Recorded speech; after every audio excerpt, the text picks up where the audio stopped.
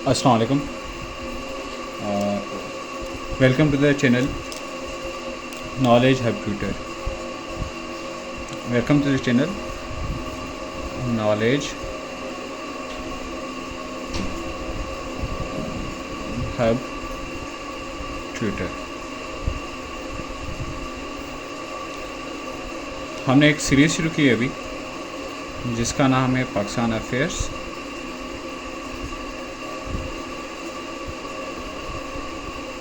ठीक है जी, ये जो सीरीज़ है हमारी, it basically hit CSS related Pakistan affairs and federal public service commission one paper MCQs. ठीक है जी, तो इसमें हम पढ़ने जा रहे हैं पाकिस्तान अफेयर्स के हवाले से post partition and pre partition history of Pakistan. क्या उसमें डेवलपमेंट्स हुई, क्या उसमें इवेंट्स हुई। ठीक है जी, हम सब चीज़ें बारी बारी पढ़ेंगे। तो आज का जो हमारा टॉपिक है that is constitutional and political development of Pakistan. ठीक है जी, before we dive into lecture, सबसे पहले मैं आपको कॉन्स्टिट्यूशन के बारे में बताना चाहूँगा कि कॉन्स्टिट्यूशन का मतलब क्या है। कॉन्स्टिट्यूशन का मतलब है कि भाई सेट ऑफ रूल्स या प्रिंसिपल्स जो कोई भी गवर्नमेंट या कोई स्टेट कह लें, उसकी कोई भी अथॉरिटी कह लें, ठीक है जी,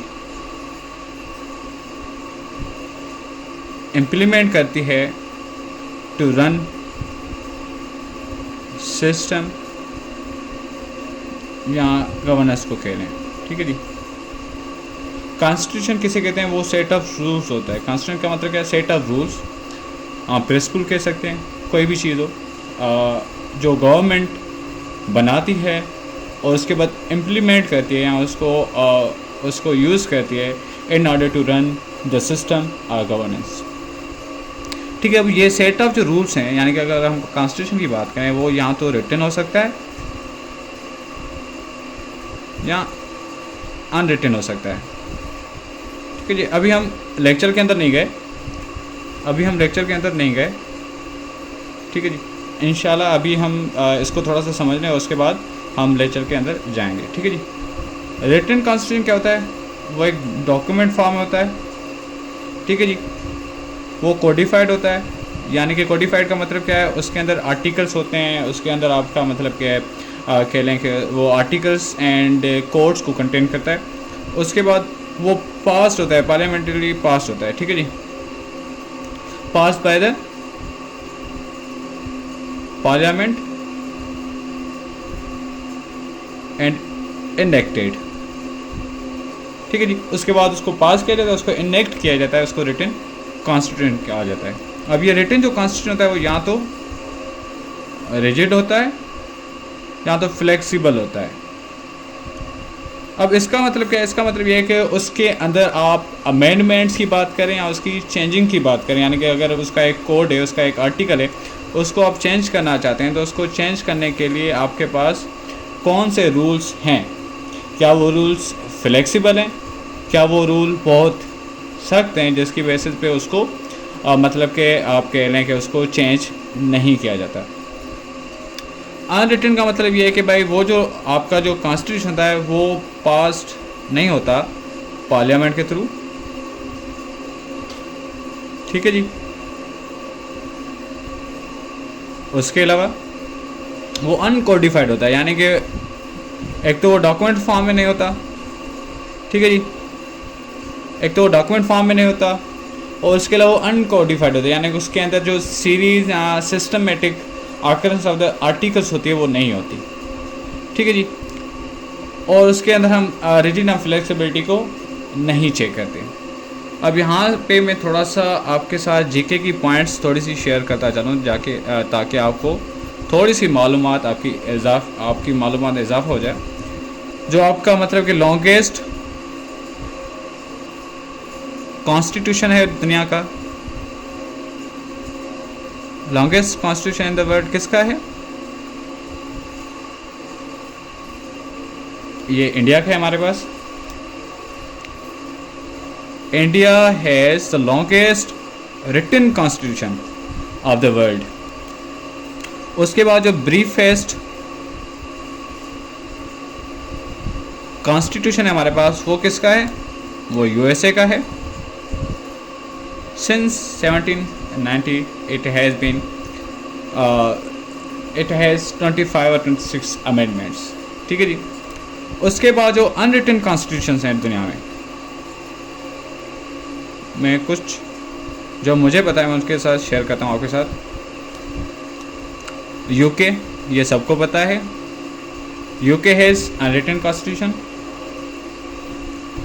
न्यूजीलैंड, इसके पास भी अनरिटन कॉन्स्टिट्यूशन है, और इसराइल के पास भी अनरिटन कॉन्स्टिट्यूशन है। ठीक है जी। तो ये थोड़ी सी चीज़ थी कॉन्स्टिट्यूशन के बारे में। कॉन्स्टिट्यूशन क्या होता है? Constitution means set of rules and principles जो गवर्नमेंट इनेक्ट करती है या गवर्नमेंट जिसको यूज़ करती है to utilize in order to run the system और गवर्नेंस, उसको हम क्या कहते हैं? कॉन्स्टिट्यूशन कहते हैं। वो किसी बुक फॉर्म में हो सकता है या बुक फॉर्म में नहीं हो सकता। हमने देखा कि जो रिटन कॉन्स्टिट्यूशन होता है, यहाँ रिटन कॉन्स्टिट्यूशन शायद these are both the type of the constitution. और अगर रिटन कॉन्स्टिट्यूशन हो तो उसके पास हमारे पास डॉक्यूमेंट फॉर्म में आता है, कोडिफाइड होता है, और पास बाय द पार्लियामेंट होता है, इनेक्टेड होता है। इसी तरीके से जो अनरिटन कॉन्स्टिट्यूशन होता है वो not pass by the parliament होता है, अनकोडिफाइड होता है, किसी डॉक्यूमेंट फॉर्म में नहीं होता है। उसके बाद हमने जिक्र किया कि भाई जो लॉन्गेस्ट कॉन्स्टिट्यूशन है दुनिया में वो किसका है? इंडिया का है। जो ब्रीफेस्ट कॉन्स्टिट्यूशन है दुनिया में वो यूएसए का है। और जो अनरिटन कॉन्स्टिट्यूशन है वो किसके हैं? यूके, न्यूजीलैंड और इसराइल के। इसी तरीके से हम अभी लेक्चर की शुरुआत करते हैं कि भाई constitution and political development of the Pakistan. ठीक है जी। अभी हम लेक्चर की शुरुआत करते हैं, तो लेट्स बिगिन। अभी जो हमारा लेक्चर है वो हम उसको फेजेस में डिवाइड करेंगे। फेज़ 1 जो आपका 1947 से 1956 तक का है। अब काफ़ी दोस्त परेशान हो जाएंगे कि भाई 1956 तक क्यों? क्योंकि हमें पता है कि भाई जो पाकिस्तान है हमारा प्यारा मुल्क, पाकिस्तान ने जो फर्स्ट कॉन्स्टिट्यूशन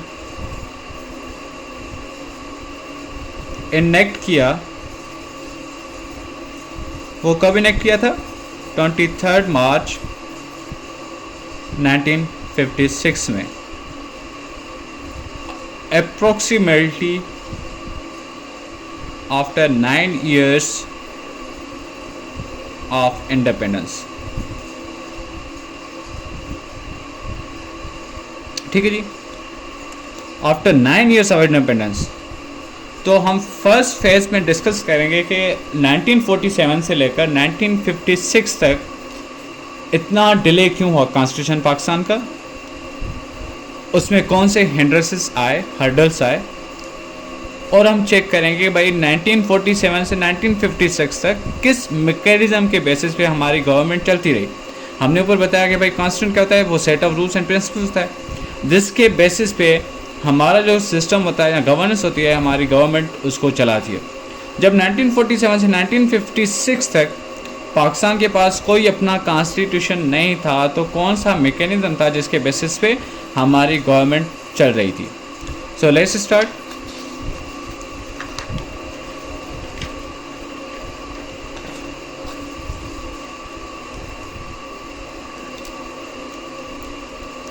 हमें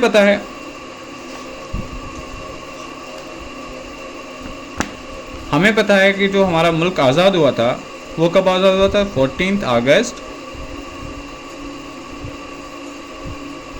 1947। ठीक है जी। इंडिया और पाकिस्तान दोनों ने आज़ादी हासिल की। अब ये है कि भाई हमारे यहाँ जो आज़ादी का दिन मनाया जाता है वो होता है 14 अगस्त, और इंडिया में जो आज़ादी का दिन मनाया जाता है वो होता है 15 अगस्त। ये चीज़ नोट कर लीजिएगा, ठीक है जी। That is independent day of India, and 14 August is independence day of Pakistan. अब जब दोनों मुल्क आज़ाद हुए अगस्त 1947 में, तो ये बताया गया या ये कानून लाया गया कि भाई दोनों मुल्क के पास जो इंटरिम कॉन्स्टिट्यूशन होगा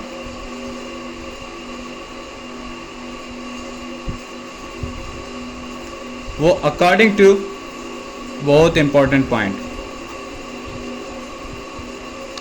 सेक्शन 8 किसका, ऑफ इंडिपेंडेंस एक्ट ऑफ 1947, ठीक है जी। कौन सा होगा, इंडियन एक्ट ऑफ 1935। जब दोनों मुल्क आज़ाद हुए तो जो ब्रिटेन था उसने बोला कि भाई आप दोनों ने interim constitution until and unless जब तक आपका अपना कॉन्स्टिट्यूशन नहीं बन जाता तब तक according to section 8 of the independence act of 1947 आप लोगों ने इंडियन एक्ट ऑफ 1935 को as a interim constitution use करना है। यानी कि इसके तहत आपकी जो नेशनल असेंबली थी वो फॉर्मेशन में आई, ठीक है जी। नेशनल असेंबली आपकी फॉर्मेशन में आई, और ये कब आई थी, 10 अगस्त 1947, ठीक है जी। ये कब हुई हमारी, मतलब कि नेशनल असेंबली हमारी कॉन्स्टिट्यूट हुई 10 अगस्त 1947, ठीक है जी। और इसका फर्स्ट सेशन ही इस डेट पे हुआ था, ठीक है जी। और 11 अगस्त को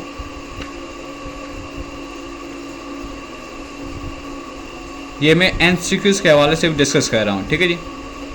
जो कायदे आज़म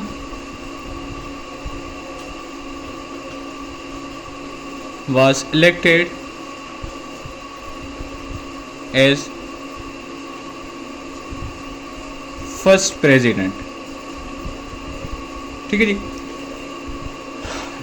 1935 एक्ट के तहत आपकी नेशनल असेंबली कॉन्स्टिट्यूट हुई, जो कि 10 अगस्त 1947 को हुई, और 11 अगस्त 1947 को कायदे आज़म ने as a first president of national assembly oath ली, ठीक है जी। और आपका डिप्टी प्रेसिडेंट था, ठीक है जी, आपका डिप्टी प्रेसिडेंट था वो कौन था, मौलवी तमीज़ुद्दीन,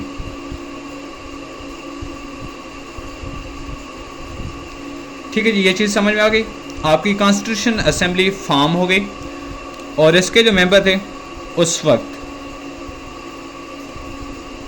ठीक है जी, आपके उस वक्त जो मेंबर थे इसके, वो आपके इनिशियली आपके 69 थे, जो बाद में बढ़कर 79 हो गए। तो काफ़ी एमसीक्यू आपका 79 करेक्ट होता है, ठीक है जी।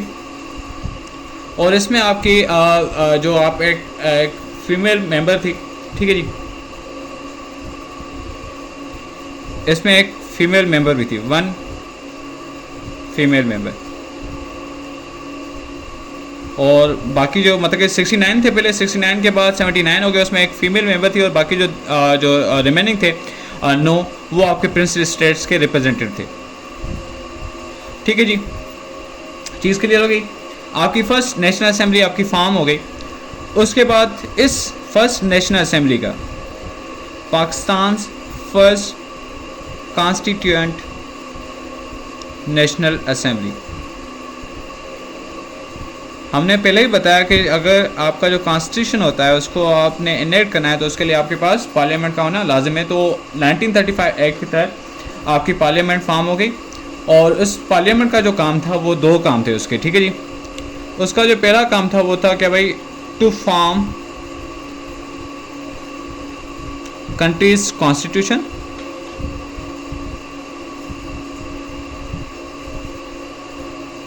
and to act as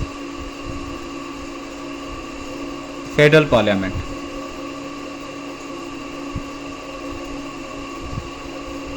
ठीक है, ये दो चीज़ें।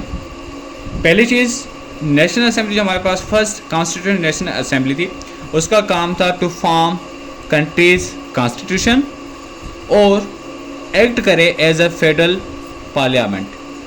ठीक है जी, आगे समझ में ये चीज़।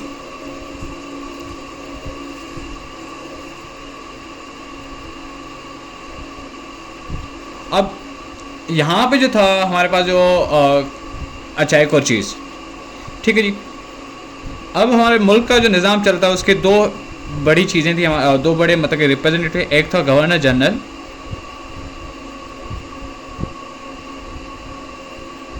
और आपका जो फर्स्ट गवर्नर जनरल था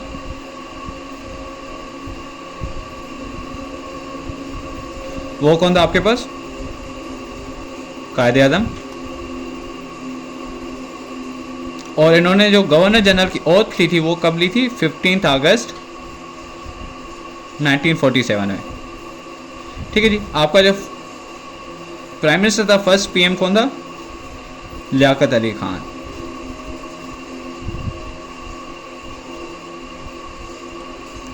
ठीक है जी, आगे चीज समझ में।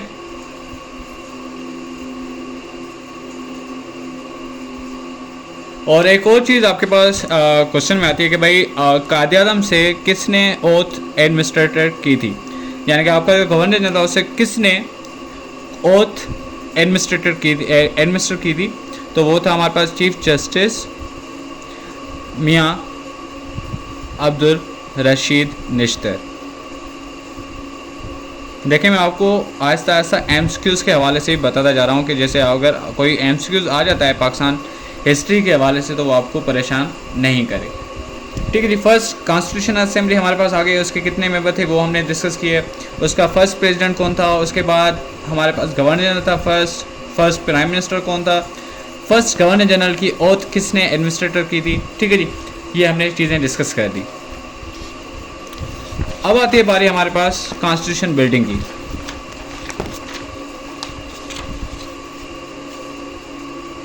अभी हमारे पास बारी आती है कॉन्स्टिट्यूशन बिल्डिंग की।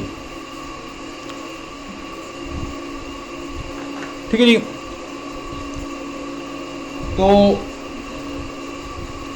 जब असेंबली बनी फर्स्ट कॉन्स्टिट्यूशन असेंबली, उसकी जो फर्स्ट अगर हम बात करें फर्स्ट कंट्रीब्यूशन जो थी हमारी नेशनल असेंबली की, मैं सिर्फ कॉन्स्टिट्यूशनल डेवलपमेंट की बात कर रहा हूँ। बहुत सारे काम थे जो 1947 से 1949 तक हुए, जब तक आपकी ऑब्जेक्टिव रेजोल्यूशन पास हुई। आपकी वार भी हुई इंडिया से, और कुछ चीज़ें ऐसी हुई जिसमें पाकिस्तान ने इंटरनेशनल ऑर्गेनाइजेशंस को ज्वाइन किया, आपके दंगे फसाद भी, यहाँ पे रिफ्यूजीज़ प्रॉब्लम भी हुई। हम सब वो सारी चीज़ें डिस्कस करेंगे। फ़िलहाल जो हमारा मुद्दा है वो क्या है? हमारा मुद्दा क्या है? Constitution development. तो इसके हवाले से first contribution of national assembly थी हमारी। ठीक है जी, यानी कि अगर हम बात करें फर्स्ट कॉन्स्टिट्यूशन असेंबली की जो फर्स्ट कंट्रीब्यूशन थी वो क्या थी हमारी? एडॉप्शन ऑफ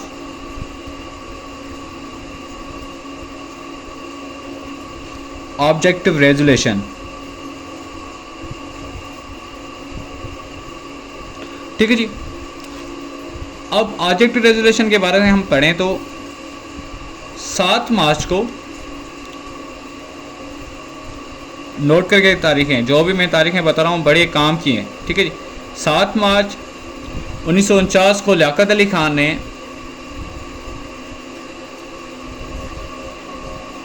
ठीक है जी, लियाकत अली खान ने ऑब्जेक्टिव रेजोल्यूशन को असेंबली में पेश किया। ठीक है जी, प्रेजेंटेड। उसके बाद 12 मार्च को नेशनल असेंबली ने अप्रूव दिया किसको? ऑब्जेक्टिव रेजोल्यूशन को। और ऑब्जेक्टिव रेजोल्यूशन 12 मार्च 1949 में एडॉप्ट की गई। ठीक है जी, ये इंपॉर्टेंट है जो आपने याद करनी है। अब इसके तहत ऑब्जेक्टिव रेजोल्यूशन के तहत बहुत सारी कमिटीज़ को फॉर्म किया गया। जिनका मकसद पाकिस्तान को कानून और पाकिस्तान को आइन देना था, जिसमें जो इम्पोर्टेंट रोल था वो किसका था? बेसिक प्रिंसिपल कमेटी का। बेसिक प्रिंसिपल कमेटी फॉर्म की गई और इसका जो हेड था वो लियाकत अली खान को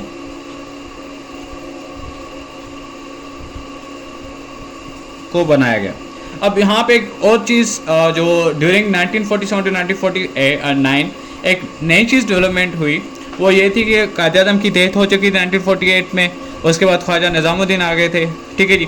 तो अब मतलब कि जो हमारा जो फाउंडिंग लीडर था कायद-ए-आज़म, वो नहीं था उस वक्त, ठीक है जी। काफ़ी ऐसे थे जो हमारी पार्टीज़ के अंदर मतलब कि दंगे फसाद हो गए थे, पार्टीज़ इधर उधर हो रही थी, कॉन्स्टिट्यूशन के बेसिस पे काफ़ी सारे इश्यूज थे, वो हम डिस्कस करेंगे अभी।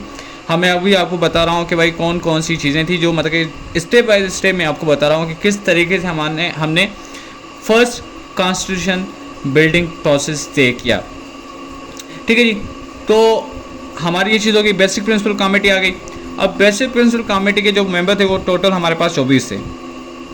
बीपीसी थी जो हमारी, उसमें हमारे पास टोटल मेंबर थे 24 और इसने फर्स्ट ड्राफ्ट कॉन्स्टिट्यूशन जो हमें मिला, जो बीपीसी ने दिया, ठीक है जी। बीपीसी ने फर्स्ट ड्राफ्ट कॉन्स्टिट्यूशन जो उसने मतलब कि दिया, वो कब दिया था हमारे पास? वो आया था हमारे पास, इसमें क्या कहते हैं यार, डेट कौन सी थी? फर्स्ट ड्राफ्ट कॉन्स्टिट्यूशन हमारा मिला था इसमें 20 सितंबर 1958 को, 28 सितंबर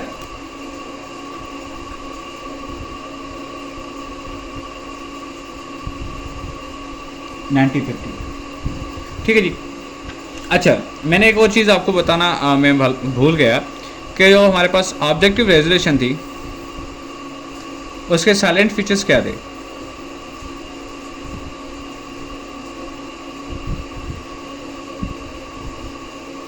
salient features of objective resolution, ये आपको प्रिपरेशन में सीएसएस के हवाले से, इंटरव्यूज़ के हवाले से काफ़ी हेल्प देगा, ठीक है जी। सबसे पहले तो इसमें बताया गया आपको कि भाई जो आपका जो सिस्टम होगा फेडरल गवर्नमेंट का, वो क्या होगा? Federal government, federal form of the government, ठीक है जी। उसके अलावा आपका जो होगा उन्होंने मतलब कि एक और चीज़ बताई कि भाई इंडिपेंडेंट जुडिशरी होगी। ये साइलेंट फीचर्स हैं इसके। अगर आपके पास कोई क्वेश्चन आ जाता है अपडेट के रेजोल्यूशन के बेसिस पे, तो आपने उसको इस तरीके से लिखना है। उन्होंने उसके बाद ये बताया था कि भाई जो सोवरेनिटी है, सोवरेनिटी और होल यूनिवर्स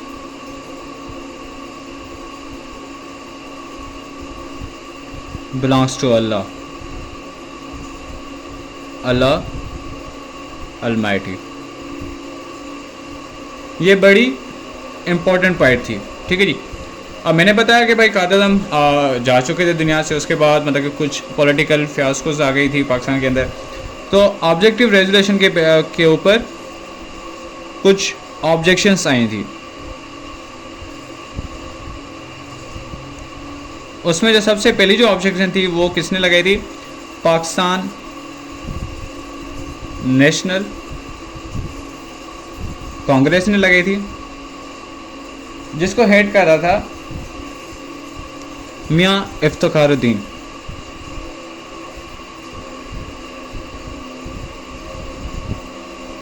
उन्होंने कहा कि भाई जो आपकी ऑब्जेक्टिव रेजोल्यूशन है, it mixes up religion and politics. और उसने जो सेकंड ऑब्जेक्शन लगाई थी वो क्या लगाई थी कि जो आपकी मतलब ऑब्जेक्टिव रेजोल्यूशन है दैट एलिवेट, जिसको हम कहते हैं कि भाई minorities would be reduce to, वो minorities would be reduce to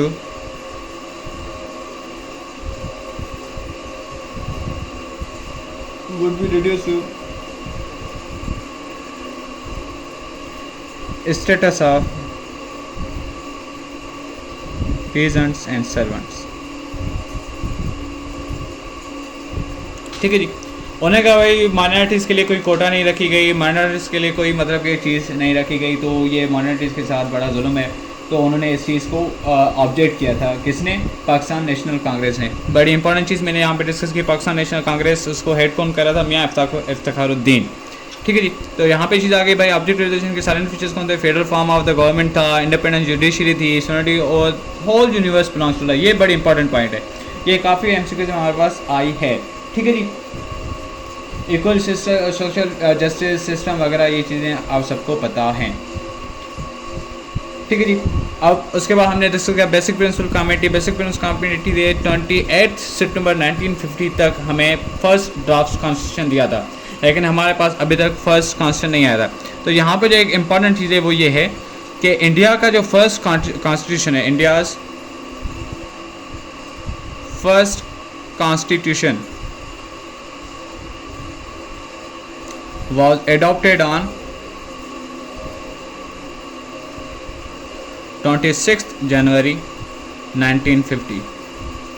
यानी कि इंडिया ने 26 जनवरी 1950 को फर्स्ट कॉन्स्टिट्यूशन दिया and it becomes a republic. इसलिए इंडिया में रिपब्लिक डे जो मनाया जाता है वो 26 जनवरी को मनाया जाता है। ठीक है जी, और हमने अभी तक हमारे पास कॉन्स्टिट्यूशन नहीं था और हमने फर्स्ट ड्राफ्ट कॉन्स्टिट्यूशन दिया था।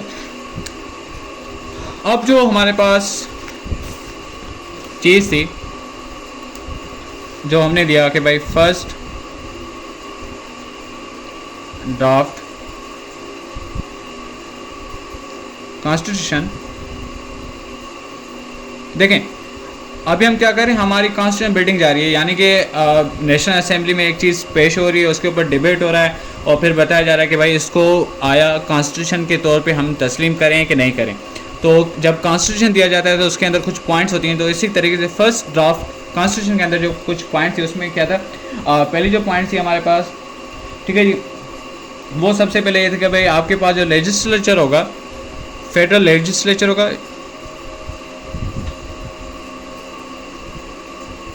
ठीक है जी, फेडरल लेजिस्लेचर होगा आपके पास, और उसके बाद आपके पास क्या होगा, सेकंड चीज़ जो थी हमारे पास वो क्या थी, हमारे पास फेडरल लेजिस्लेचर का मतलब ये है कि आपके पास लोअर हाउस होगा, lower house and upper house होगा। लोअर हाउस जो आपका होगा वो प्रोपोर्शनल बेसिस होगा, यानी कि आपकी जो लोअर हाउस के अंदर जो आपकी मेंबरशिप होगी वो अकॉर्डिंग टू द पॉपुलेशन होगी। ठीक है जी, यानी कि जिस सूबे की जितनी पॉपुलेशन है उसको उतनी सीट्स दी जाएंगी। और यहाँ पे जो अपर हाउस है जिसको हम सेनेट कहते हैं, उसको में क्या कहा गया, उसमें कहा गया था भाई इक्वल वेटेज होगा सबका। ये बहुत इंपॉर्टेंट पॉइंट है, याद करिएगा। ठीक है जी, यानी कि जो भी सूबा उसकी जो भी पॉपुलेशन, फॉर सपोज जैसे अभी हमारे पास सेनेट में है कि भाई हर सूबे की 23 सीट्स हैं, हम नो मैटर कि पंजाब की ज़्यादा पॉपुलेशन है तो उसकी ज़्यादा सीट्स होनी चाहिए, सिंध की ज़्यादा कम पॉपुलेशन है उसकी बनस्बत पंजाब के कम सीट्स होनी चाहिए। It was created in order to create the balance between the provinces, यानी कि प्रोविंसेस के अंदर ये नहीं हो कि भाई मेरे पास रिसोर्सेज ज़्यादा हैं लेकिन मेरी आबादी कम है तो मेरी सीट्स कम हो जाएंगी। ये चीज़ हरगिज़ नहीं थी। तो उस वक्त ये आइडिया दिया गया कि भाई लोअर हाउस के अंदर जो रिप्रेजेंटेशन होगी, यानी कि जो उसके अंदर मेंबर्स सिलेक्ट होंगे वो according to the proportional basis होंगे, यानी कि depend according to the population. और जो अपर हाउस होगा सेनेट, उसमें जो वेटेज होगी वो इक्वल वेटेज होगी। ठीक है जी, उसके बाद बताया गया भाई जो हमारे पास 2 हाउसेज होंगे, ठीक है जी, उसमें इक्वल्स पावर होंगी, यानी कि ऐसा नहीं कि आपके लोअर हाउस को ज़्यादा पावर्स हों और अपर हाउस को कम पावर्स हों, यानी कि दोनों के पास इक्वल पावर्स होंगी। That would create the balance of powers between the both houses. उसके बाद जो आपका तीसरी चीज़ थी वो आपकी जो हेड ऑफ स्टेट थी। पहले जो हमारा हेड ऑफ स्टेट था वो कौन था? गवर्नर जनरल, और इट वाज रिप्रेजेंटेटिव ऑफ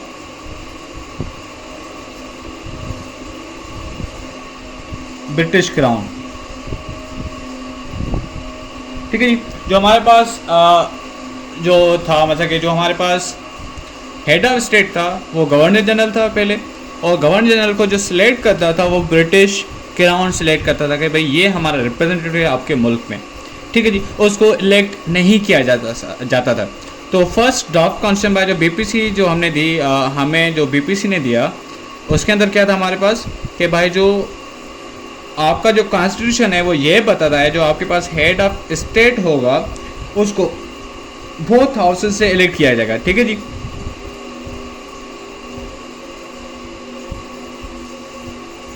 अब वो सिलेक्टेड नहीं होगा, वो इलेक्टेड होगा, यानी कि उनको जो आपका हेड ऑफ स्टेट है उसको आपके दोनों हाउस यानी कि अपर हाउस और लोअर हाउस सिलेक्ट करेंगे। ठीक है जी। यहाँ तक बात समझ में आ गई। चलें जी आगे। और इसका जो टेन्योर होगा, लाजिम है कि भाई जो हमारा वज़ीर आज़म आएगा, गवर्नर जनरल आएगा या प्रेसिडेंट आएगा, उसका कोई ना कोई तो ड्यूरेशन ऑफ सर्विस होगी। उसकी जो सर्विस ड्यूरेशन होगी वो कितनी होगी? 5 ईयर्स। अगर वो 5 साल तक उसके खिलाफ कोई कार्रवाई नहीं की जाती है और उसको वो एक सच्चाई और ईमानदारी से अपना फ़र्ज़ अंजाम देता है, तो तब तक वो 5 साल तक सर्व कर सकता है as a head of state. ठीक है जी। एक कैबिनेट बनाई जाएगी जो पीएम के अंडर में होगी और रिप्रेजेंटेटिव होगी किसके, मतलब वो जवाबदार होगी किसको? Answerable to the head of state. अब हेड ऑफ स्टेट को आंसरेबल होने का मतलब क्या है भाई? जो पीएम होगा वो हेड ऑफ स्टेट को आंसरेबल होगा, यानी कि हेड ऑफ स्टेट कौन चूज कर रहा है? Head of state lower house और अपर हाउस चूज करें, और लोअर एंड अपर हाउस को कौन चूज कर रहा है? लोअर एंड अपर हाउस को बंदे चूज करें, Pakistani people, Pakistani citizen choose करें। तो ऑटोमेटिकली जो कैबिनेट अंडर द पीएम होगी वो रिप्रेजेंटेटिव या answerable to the people of the Pakistan होगी। ये बड़ी अहम पॉइंट थी किसकी? First draft constitution of the BPC. ठीक है जी। ये सारी चीज़ें हो गई। उसके बाद यानी कि इसको कहने के वो responsible answerable to the parliament होगा। कौन? Cabinet under the PM. ठीक है जी। अब जैसे ही ये चीज़ आए तो क्या हुआ? स्ट्रॉन्ग प्रोटेस्ट होने लगी। हमें पता है जब पाकिस्तान हमारा बना तो पाकिस्तान की 2 चीज़ें। ठीक है जी। पाकिस्तान बना, पाकिस्तान के पास 2 थे, 5 सूबे थे टोटल। एक था हमारे पास ईस्ट पाकिस्तान, उसके बाद वेस्ट पाकिस्तान। वेस्ट पाकिस्तान के अंदर जो चीज़ें थी हमारे पास, जो एरिया थे वो कौन से थे? पंजाब था, सिंध था, बलूचिस्तान था, केपी था। उसके बाद हमारे पास मतलब कि कश्मीर नहीं था, तब तक कश्मीर डिस्प्यूटेड एरिया था, प्रिंसली स्टेट थे, वो कुछ प्रिंसली स्टेट्स थे। तो बड़े स्ट्रॉन्ग प्रोटेस्ट हुए। क्या रीज़न बताया गया इसका? ये जो स्ट्रॉन्ग प्रोटेस्ट कहाँ पे हुए? ईस्ट पाकिस्तान में हुए। मैंने बताया था कि भाई आपका जो कॉन्स्टिट्यूशन बिल्डिंग है उसने बहुत सारी मतलब की चीज़ें देखी थी। अब जैसे ही फर्स्ट ड्राफ्ट कॉन्स्टिट्यूशन आया तो उसके खिलाफ पूरे ईस्ट पाकिस्तान में प्रोटेस्ट होने लगे। रीज़न क्या था उसका? रीजंस क्या थे प्रोटेस्ट के? ठीक है जी। सबसे पहले ये बताया गया कि जो आपकी जो मतलब कि नेशनल लैंग्वेज थी उस वक्त, फर्स्ट ड्राफ्ट कौन से बताया कि भाई जो नेशनल लैंग्वेज है वो उर्दू है। ठीक है जी। तो जो बंगाली थे वो कहते थे भाई वाई नॉट बंगाली, जबकि पॉपुलेशन सबसे ज़्यादा आप पूरे सूबों को मिला लें तो सबसे ज़्यादा जो पॉपुलेशन होगी वो किसकी थी? ईस्ट पाकिस्तान की थी। तो उसकी पॉपुलेशन इतनी है, उसकी रिप्रेजेंटेशन इतनी है पाकिस्तान में, फिर भी उसकी लैंग्वेज को क्यों नहीं नेशनल लैंग्वेज का लैंग्वेज की मतलब कि वो दिया गया है टाइटल, वाई उर्दू? जबकि मुहाजिर कम्युनिटी जो उर्दू मतलब कि बोलते हैं उनकी परसेंटेज रिप्रेजेंटेशन ऑफ पॉपुलेशन बिल्कुल माइनर थी। उसके बेसिस पे आपके प्रोटेस्ट इरप्ट होने चाहिए, यानी कि लैंग्वेज बेसिस के ऊपर। ठीक है जी। उसके बाद आया कि भाई ये जो है चीज़, ये जो आपने दिया है कहाँ से, वो इनकम्प्लीट कॉन्स्टिट्यूशनल स्ट्रक्चर बताता है। यानी कि हमें पता नहीं कि हमने बताया कि भाई अपर हाउस लोअर हाउस में इस तरीके से आपके बंदे सिलेक्ट होंगे, लेकिन हमें पता हो चले कितने बंदे सिलेक्ट होंगे। देर भाई 50 होंगे सिलेक्ट, 100 बंदे सिलेक्ट होंगे, कितने बंदे सिलेक्ट होंगे आपके 500 सुबहों से, वो चीज़ मेंशन नहीं की गई थी। ठीक है जी। उसके बाद इसमें क्या कहा गया था, इट डिडंट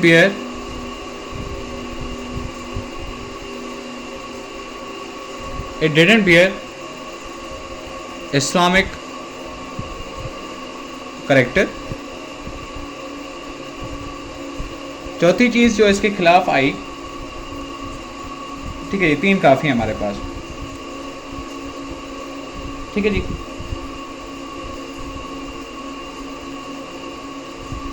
ये चीज़ें आई जिसकी वजह से हमारा जो फर्स्ट ड्राफ्ट कॉन्स्टिट्यूशन था उसको एक्सेप्ट नहीं किया गया। ठीक है जी। अब क्या हुआ, अब हमारे पास जो गवर्नर जनरल था वो चेंज हो चुका था 1951 में। हमारे पास मतलब कि लियाकत अली खान शूट हो गए थे। उसके बाद ख्वाजा निज़ामुद्दीन प्राइम मिनिस्टर हो गए। ठीक है जी। ख्वाजा निज़ामुद्दीन हमारे प्राइम मिनिस्टर हो गए, और जो गवर्नर जनरल थे उसके बाद ये प्राइम मिनिस्टर हो गए, और जो गवर्नर जनरल थे वो कौन हो गए, गुलाम मोहम्मद हो गए।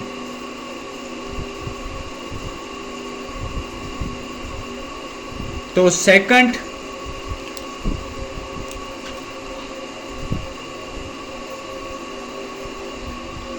ड्राफ्ट कॉन्स्टिट्यूशन, यानी कि ये जो फर्स्ट कॉन्स्टिट्यूशन था हमारे पास ड्राफ्ट कॉन्स्टिट्यूशन, उसको रिजेक्ट किया गया। उसके बाद सेकंड ड्राफ्ट कॉन्स्टिट्यूशन हमें किसने दिया, ख्वाजा निज़ामुद्दीन ने प्रेजेंट किया।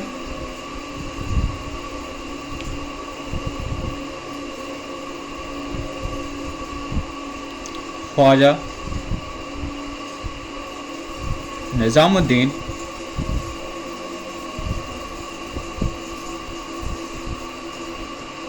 on 22nd December 1952। ठीक है जी। ख्वाजा निज़ामुद्दीन ने 22 दिसंबर 1952 में सेकंड कॉन्स्टिट्यूशन दिया हमें। अब इसके साइलेंट फीचर्स क्या थे,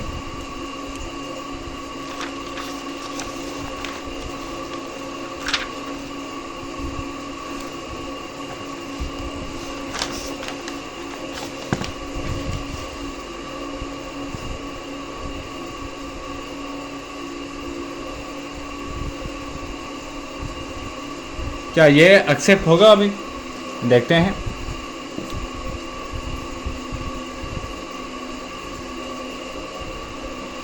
तो यहाँ पे हमारे पास क्या है कि भाई ख्वाजा निज़ामुद्दीन ने कहा कि भाई आपके पास जो रिकमेंडेशन उन्होंने दी थी वो क्या थी, रिकमेंडेशन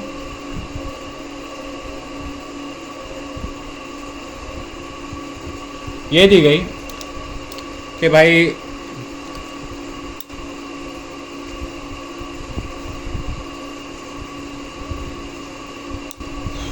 जो आपकी जो टर्म्स ऑफ ऑफिस होगी सेम 5 इयर्स होगा।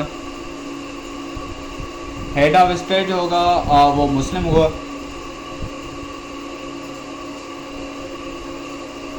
ठीक है जी। और इलेक्टेड बाय जॉइंट सेशन, जैसे ऊपर हमने बताया।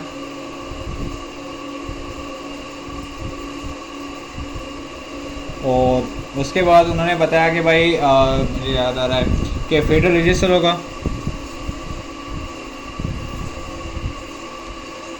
और इसके 2 हाउसेज होंगे, अपर हाउस एंड लोअर हाउस। अभी इन्होंने सीट्स भी बताएं कि भाई अपर हाउस होगा, उसके अंदर आपकी जो सीट्स होंगी वो 120 होंगी, और इसके अंदर आपकी सीट्स होंगी वो 400 होंगी। ठीक है जी।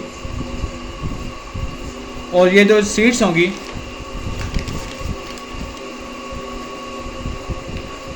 जो आपके पास सीट्स होंगी वो इक्वली डिस्ट्रीब्यूटेड होंगी, इक्वली डिस्ट्रीब्यूटेड होंगी। ठीक है जी। किसमें, बिटवीन ईस्ट, बहुत important point, and west Pakistan.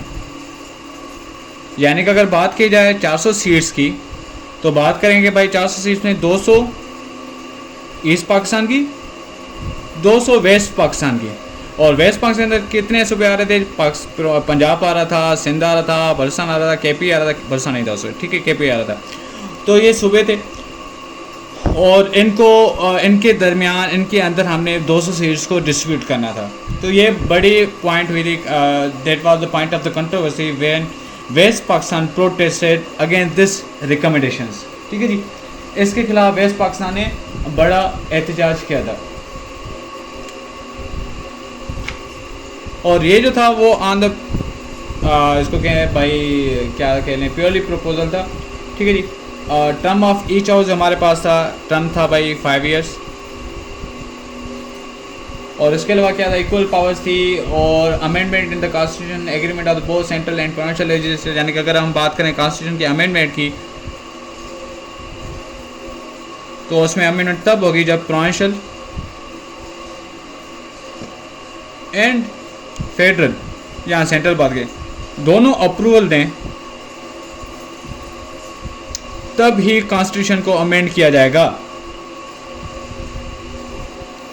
ठीक है जी, वरना कॉन्स्टिट्यूशन अमेंड नहीं होगा। यानी कि अगर फेडरल की नीयत है भाई कॉन्स्टिट्यूशन अमेंड करने की किसी भी पॉइंट की, तो वो प्रोविंशियल लेजिस्लेचर से लाजिम तौर पर अप्रूवल लेगी। ठीक है जी, अब इसके बाद क्या हुआ, यानी कि ये तो ड्राफ्ट कॉन्स्टिट्यूशन मिला हमें, इसके बाद क्या हुआ,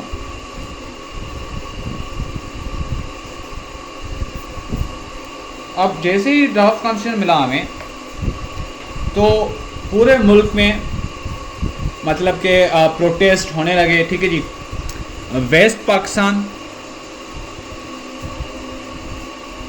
ने इसको रिजेक्ट किया। यानी कि ये जो हमारा भी एक ख्वाब था कि हम कॉन्स्टिट्यूशन लेने जा रहे हैं, क्योंकि जो ख्वाजा निज़ामुद्दीन ने रिकमेंडेशन दी थी वो बेस्ड थी उस वक्त की कॉन्स्टिट्यूशन बिल्डिंग के हवाले से। लेकिन वेस्ट पाकिस्तान ने इसको रिजेक्ट किया। किसके बेसिस के ऊपर? इस बेसिस के ऊपर के भाई पंजाब की पॉपुलेशन इतनी है, सिंध की इतनी है, उनमें हमारी जो सीट्स हैं वो इक्वली डिस्ट्रीब्यूट हो रही हैं, जबकि जो ईस्ट पाकिस्तान है वो इतना दूर है, उसको 200 सीट्स क्यों दी जा रही हैं। तो यहाँ पे कंट्रोवर्सी आई। उसके बाद के भाई जो हमारा जो प्रिंसिपल ऑफ पैरिटी था, ठीक है जी, उसको ईस्ट पाकिस्तान ने एक्सेप्ट नहीं किया। उसके बाद जो हमारे पास था कि भाई parity between eastern Pakistan with respect seat allocation violated the federal principle. यानी कि जो आपकी ये जो था, ठीक है जी, इट वायलेटेड, ये वाली जो पॉइंट थी, ये वाली point, it violated the federal structure. ठीक है जी, उसके बाद क्या था हमारे पास, और इसकी वजह से इसका जो मतलब कि जो प्रोटेस्ट अरप्ट हुए, उनको बताया गया कि जो बीपीसी है that is Bengali Punjabi crisis.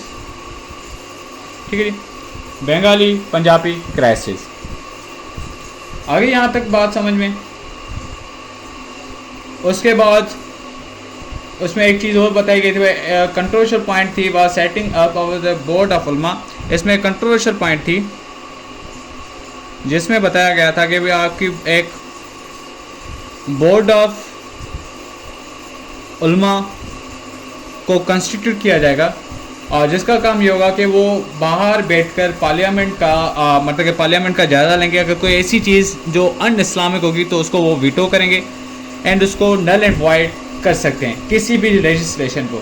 ठीक है जी, किस बेसिस पे कि वो भाई इस्लाम के खिलाफ है कि नहीं है। यानी कि आपके जो उलमा होंगे वो आपके मेंबर हो सकते हैं या नहीं हो सकते पार्लियामेंट के, वो बाहर बैठेंगे, आपके लेजिस्लेचर का मुआयना करेंगे, उसके बाद वो बताएंगे भाई अगर जो लेजिस्लेचर के अंदर जो भी कानून पेश किया गया वो अगेंस्ट इस्लाम है तो उसको वहीं पर वीटो करके नल एंड वाइड किया जाएगा। ठीक है जी, तो हमने क्या देखा, अब यहाँ तक हमने ये चीज़ देखी। अब इसके बाद आ रहा था मोहम्मद अली बोगरा फार्मूला।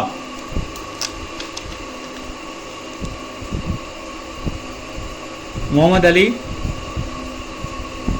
बोगरा फार्मूला। अब ये जो बने प्राइम मिनिस्टर बने आफ्टर ख्वाजा निज़ामुद्दीन,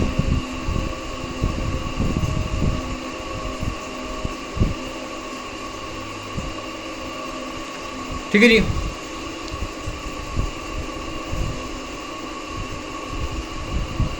अभी तक जो हमने पढ़ा है वो क्या पढ़ा, हमने पढ़ा कि भाई 1947 के तहत 1935 एक्ट को इंटरम कॉन्स्टिट्यूशन किया गया, उसके बाद ऑब्जेक्टिव रेजोल्यूशन आई, उसने हमें बीपीसी बना के दी, बेसिक प्रिंसिपल कमेटी, उसने दो first and second draft constitution दिए, लेकिन उसके अंदर कुछ चीज़ें थी जो कंट्रोवर्शियल थी, जिसके बेसिस से ये दोनों चीज़ें हमारी एक्सेप्ट नहीं हुई। यानी कि अभी जो डेट चल रही थी वो अभी जो साल चल रहा था वो 1953 तक आ पहुंचा था, लेकिन हमारे मुल्क के पास कोई कॉन्स्टिट्यूशन नहीं था, ठीक है जी। यानी कि अभी ईयर चल रहा था 1953 और पाकिस्तान के पास अपना कोई भी कॉन्स्टिट्यूशन नहीं है। अभी तक वो इन मसलों में उलझे हुए हैं कि भाई कौन सी चीज़ हमारे पास होनी चाहिए और कौन सी चीज़ हमारे पास नहीं होनी चाहिए। ईस्ट और वेस्ट पाकिस्तान के जो कंसर्न्स हैं उनको किस तरीके से डील किया जाए, किस तरीके से उनके कंसर्न्स को, उनके ग्रीवेंसेस को हल किया जाए, वो इन चीज़ों में पाकिस्तान फंसा हुआ था। तो 1953 में एक और शख्सियत थी जिसका नाम होता है मोहम्मद अली बोगरा। उन्होंने चार्ज संभाली होती है, किसकी चार्ज संभालते हैं वो पीएम की आकर, ठीक है जी, ख्वाजा निज़ामुद्दीन को करते। अभी 1953 में जो गवर्नर जनरल होता है वो कौन होता है? गवर्नर जनरल हमारे पास होता है गुलाम मोहम्मद,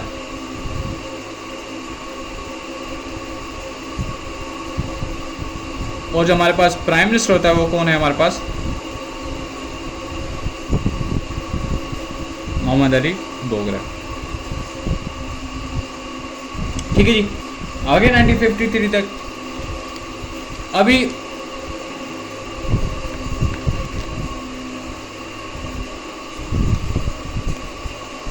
ठीक है जी हो, तो अभी तक हमारे पास कॉन्स्टिट्यूशन नहीं बना। मोहम्मद अली बोगरा के हवाले से अगर बात की जाए तो मोहम्मद अली बोगरा हमारे पास ये बड़ी इंपॉर्टेंट चीज़ें कभी कभी एमसीक्यू में आता है। ये फॉर्मर एम्बेसडर टू यूएसए थे, ठीक है जी। आगे हम यहाँ तक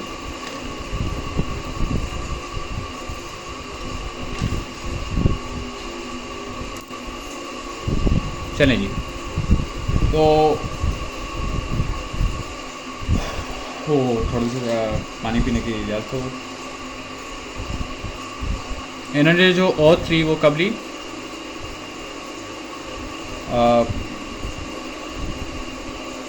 16 अप्रैल 1953 ये प्राइम मिनिस्टर बने और इन्होंने third draft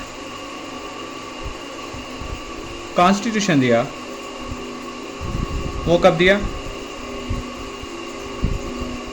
on 7 October 1953 in a very short time. जैसे ही वो प्राइम मिनिस्टर बने उन्होंने 7 अक्टूबर 1953 को एक थर्ड ड्राफ्ट कॉन्स्टिट्यूशन दिया, जो एक फार्मूला था जिसको हमने बताया, ठीक है।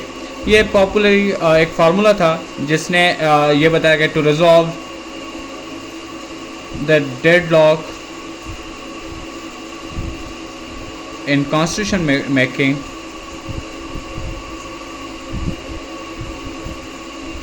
Between east and west Pakistan, ठीक है। और ये पॉपुलरली इसको जाना जाता है, सब जानते हैं, बोगरा फार्मूला या मोहम्मद अली फार्मूला, ठीक है जी।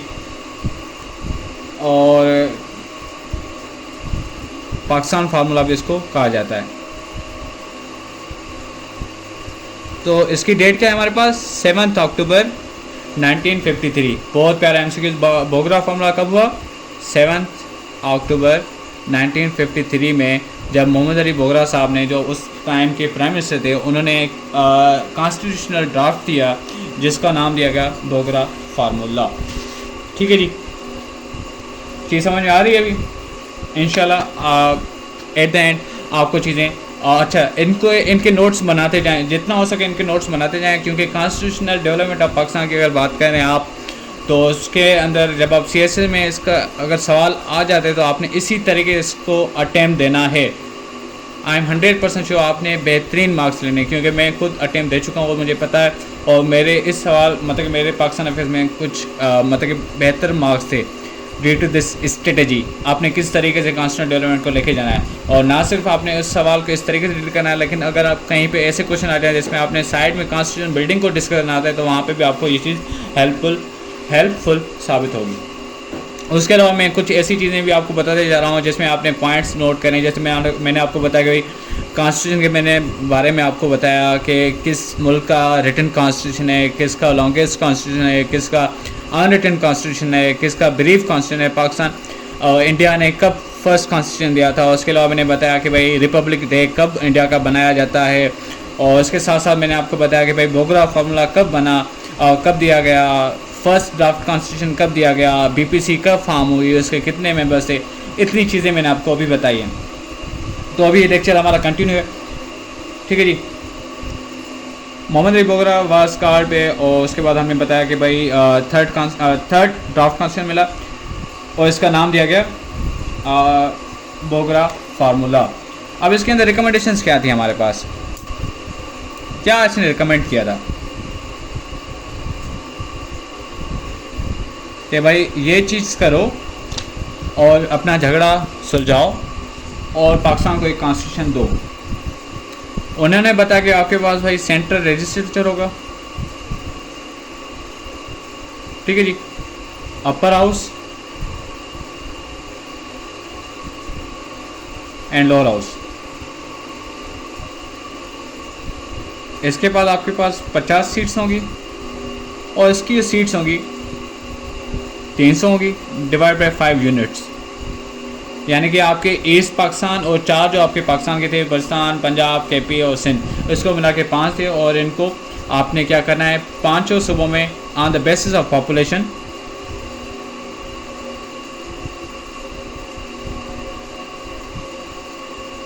डिस्ट्रीब्यूट करना है सीट्स को, ठीक है जी। इक्वली आपने पॉपुलेशन बेसिस पे आपने इनको डिस्ट्रीब्यूट करना है। और ये चीज़ आपने नोट करनी है कि यहाँ पे आपको बताएगा कि भाई ईस्ट पाकिस्तान 175 सीट्स और वेस्ट पाकिस्तान जो है आपका 175 सीट्स ले रहा था उस वक्त, ठीक है जी। और ये भी इक्वली वेटेज के हिसाब से, not on the basis of the population. और उसके बाद जो थी आपकी जो मिनिस्ट्री थी वो रिस्पॉन्सिबल टू द, अच्छा पहले जो हमने डिस्कस किया था उसमें भी ये बताया कि जो मिनिस्ट्री है was equally responsible to parliament, यानी कि बोथ हाउसेस, ठीक है जी।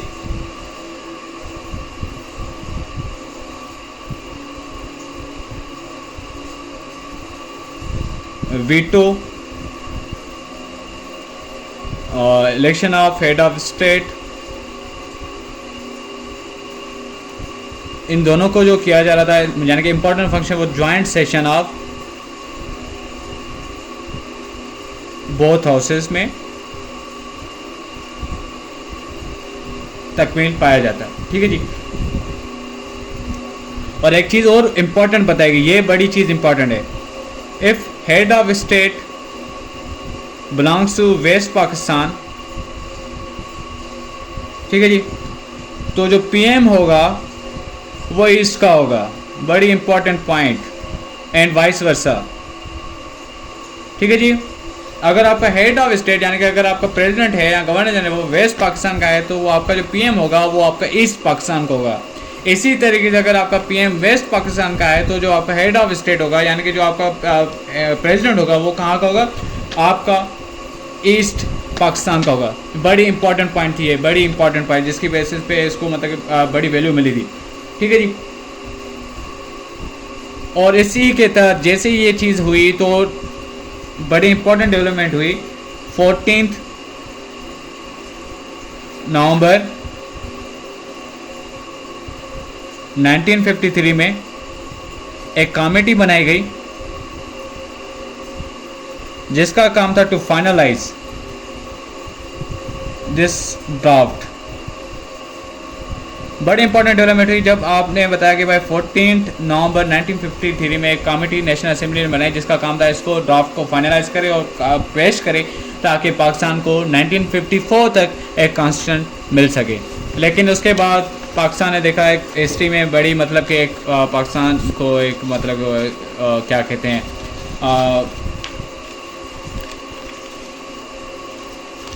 1954 में क्या होता है जब आपने देखा कि भाई आपका कॉन्स्टिट्यूशन बनने जा रहा है तो आपको पता है कि there would be a blessing for the Pakistan if constitution is made, तो पाकिस्तान के पास अपना कानून होगा और वो ब्रिटिश के चंगों से निकल जाएगा। लेकिन a bad thing happened, ठीक है जी, a bad thing happened and it was very important point. First civilian coup of Pakistan, ठीक है जी, पाकिस्तान की पहली सिविलियन को। तो जो आपकी जो फर्स्ट कॉन्स्टिट्यूशन असेंबली थी वो डिज़ोल्व हुई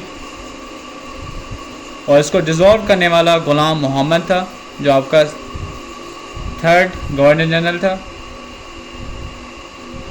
और जो आपकी फर्स्ट कॉन्स्टिट्यूशन असेंबली है वो 24 अक्टूबर 1954 में डिज़ोल्व हुई। इसी तरीके से जो आपका जो कॉन्स्टिट्यूशन मेकिंग का जो प्रोसेस फाइनलाइज होने वाला था वो उसी वक्त डेडलॉक का शिकार हो गया, यानी कि वो फेल्ड हो गया।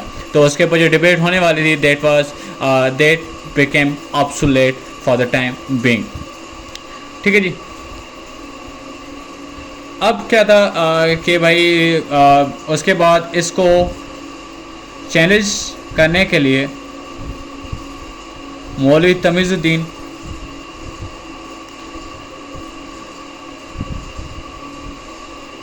कोर्ट्स में गए और फिर पाकिस्तान की हिस्ट्री ने एक बड़ा जो कर्ज था वो देखा, जिसके बाद हमें मिली डॉक्ट्राइन ऑफ नेसेसिटी, जिसको देने वाला कौन था? जस्टिस मुनीर था, ठीक है जी। जस्टिस मुनीर ने ये चीज़ दी थी और उसके बाद ये था कि भाई जो भी प्रेसिडेंट हेड ऑफ स्टेट का जो भी स्टेप था regarding the dissolution of the assemblies on the basis of necessity justify हो गया, ठीक है जी। ये एक पाकिस्तान के ऊपर बड़ा दबाव था, पाकिस्तान की हिस्ट्री के अंदर ये बड़ा दबाव था, ठीक है जी। अच्छा, एक और चीज़ मैंने आपको नहीं बताया कि इंग्लिश उसके अंदर आपकी ऑफिशियल लैंग्वेज आ रही थी, ठीक है जी, और जो उर्दू और बंगाली थी वो आपकी नेशनल लैंग्वेज बन रही थी। अब why it was dissolved, reason क्या थे इसके, ये कोई नहीं बताता, मैं आपको बताने जा रहा हूँ, ठीक है जी। Dissolution of the first constitution assembly, इसके रीजंस क्या थे, चैलेंज इसके बैकग्राउंड को देखते हैं। जो आपकी मुस्लिम लीग थी, ईस्ट पाकिस्तान में इलेक्शंस हुए, ठीक है जी, और मुस्लिम लीग यहाँ पे डिफीट हो गई, बड़ी चेंज थी यहाँ पे। ईस्ट पाकिस्तान में इंतखाबात हुए 1954 में और मुस्लिम लीग यहाँ पे डिफीट हो गई और इसकी वजह से मुस्लिम लीग की जो मेजॉरिटी थी इन नेशनल असेंबली वो कम हो गई। उसके बाद उसने अपनी पोजीशन भी वेस्टर्न विंग में वो इतना मतलब उसकी पोजीशन भी वेस्टर्न विंग में इतनी कामयाब नहीं थी और उसका जो ड्राफ्ट उसकी जो authority to draft the constitution was now challenge by the united front, ठीक है जी। यानी कि जो मुस्लिम लीग की जो अथॉरिटी थी in national assembly was now challenged by united fronts, ठीक है जी। यूनाइटेड फोरम कौन हेड कर रहा था, ये आपके लिए एमसीक्यूज है।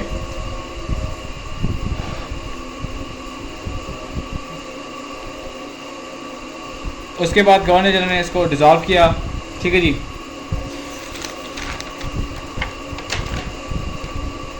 अब आती है हमारे पास सेकंड कॉन्स्टिट्यूएंट असेंबली।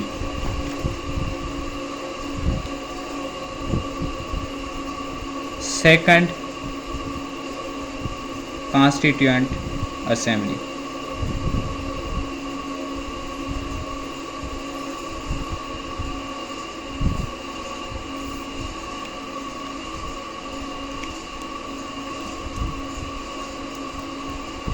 इससे पहले जो हुई थी हमारे पास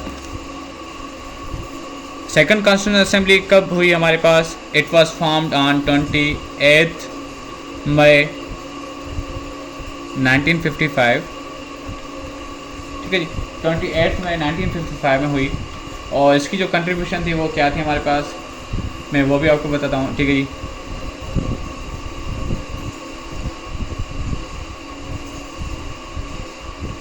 It was consists of 80 members.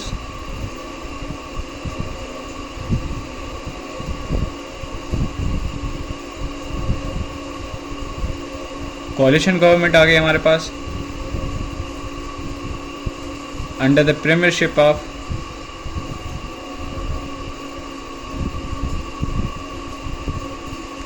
Chaudhary Muhammad Ali, ठीक है जी। और जो मोहम्मद अली बोगरा थे वो यूएसए चले गए थे एज एम्बेसडर। और उसके बाद ये बड़ी इंपॉर्टेंट पॉइंट है, 13 सितंबर 1955 west Pakistan act. West Pakistan act को पास किया गया, जिसको हम 1 यूनिट के भी कहते हैं, 1 यूनिट भी कहते हैं, यानी कि पूरे वेस्ट पाकिस्तान को एक यूनिट के तहत तस्लीम किया गया। बड़ी इंपॉर्टेंट चीज़ है आपको एमसीक्यूज़ के हवाले से, ठीक है जी। और इसकी वजह से जो आपका पूरा वेस्ट पाकिस्तान था वो 1 यूनिट में कंसिडर हो गया, यानी कि आपके पास पूरे पाकिस्तान अभी 2 यूनिट्स पे था, एक था ईस्ट पाकिस्तान और दूसरा था आपके पास वेस्ट पाकिस्तान। यानी कि आपके पास पाकिस्तान 2 यूनिट्स पे था, एक था east Pakistan and west Pakistan. West Pakistan जो था वो कम्बिनेशन ऑफ द 4 प्रोविंसेस था। और इसके अलावा 4th ड्राफ्ट कॉन्स्टिट्यूशन पेश हुआ, फिर 4th ड्राफ्ट कॉन्स्टिट्यूशन कब पेश हुआ, 8 जनवरी 1956। और इसको पेश करने वाला कौन था, PM चौधरी मोहम्मद अली।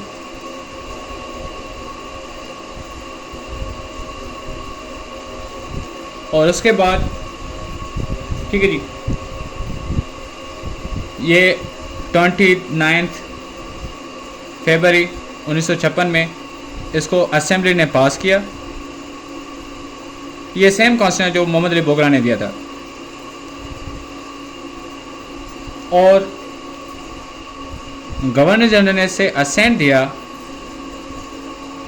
ऑन 2 मार्च। ये बड़ी इंपॉर्टेंट चीज़ है, याद करिएगा। ये जो चीज़ें ये आपको एमसीक्यूज में भी काम आएंगी और आपको रिटन में भी काम आएंगी।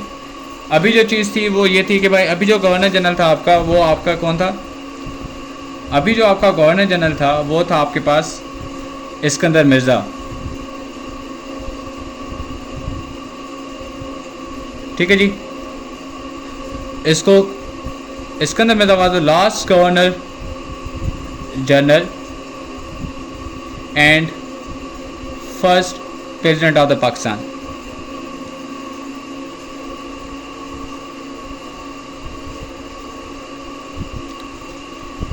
और हमारा जो फर्स्ट कॉन्स्टिट्यूशन है, ठीक है जी, फर्स्ट कॉन्स्टिट्यूशन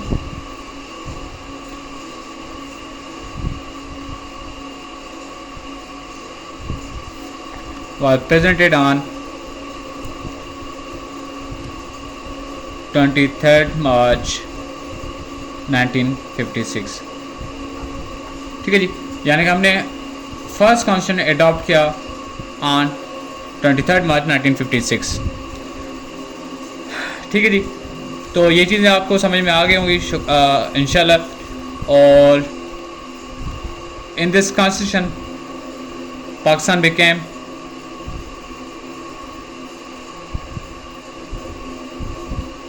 रिपब्लिक एंड उसके अलावा इसके साइलेंट फीचर्स हम डिस्कस करते हैं अभी।